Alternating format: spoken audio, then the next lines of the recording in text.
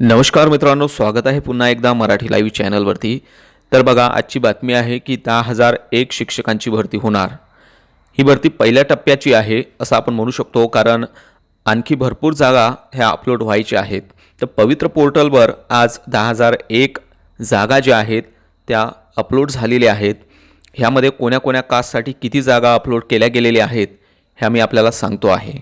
तर बघा, अनुसूचित जातीकरता 1,704 जागा आहेत। अनुसूचित जमातीकरता 2,147 जागा आहेत। अनुसूचित जमाती म्हणजेच पेसा जे क्षेत्र आहे जिथे तिथल्या स्थानिक उमेदवारांनाच फक्त फायदा होऊ शकतो, इतरांना तिथे अप्लाय करता येणार नाही, तर अशा जागा 525 आहेत।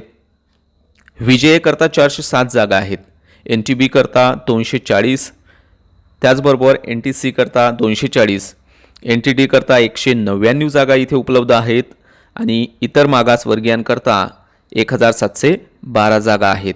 त्याचबरोबर EWS करता म्हणजेच जे सवर्ण आरक्षण आहे त्याकरता 540 जागा आहेत। SBC करता 209, ACBC करता 1,154 जागा आहेत। सर्वसाधारण करता म्हणजेच ओपन म्हणू आपण 924 जागा इथे उपलब्ध आहेत।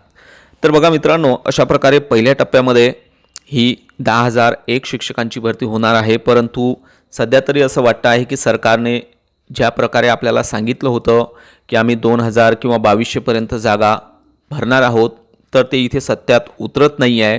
म्हणजेच बऱ्याचशा प्रमाणामध्ये कॉम्पिटिशन जी आहे ती वाढलेली इथे दिसेल, म्हणजे जी मेरिट लिस्ट आहे ती हाय राहणार आहे। त्यामुळे एक चिंतेची बाब आहे की ज्यांना कमी मार्क्स आहेत किंवा जे मेरिटमध्ये येत नाही आहेत त्यांच्यासाठी काय, असा प्रश्न आपल्याला पडला असेल। परंतु पाहूया पुढच्या काळामध्ये आता काय होते आहे। तर 11 तारीख बहुतेक लॉग इन आपलं होऊ शकणार आहे, 11 मार्चला अशी खात्रीलायक बातमी मिळालेली आहे।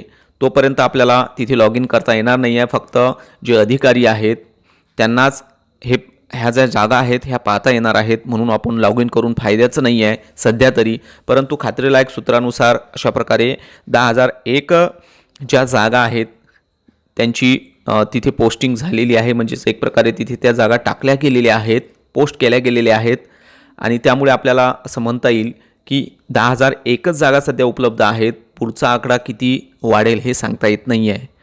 तर पुढचे अपडेट्स मी देतच राहील। तोपर्यंत जय हिंद, जय महाराष्ट्र।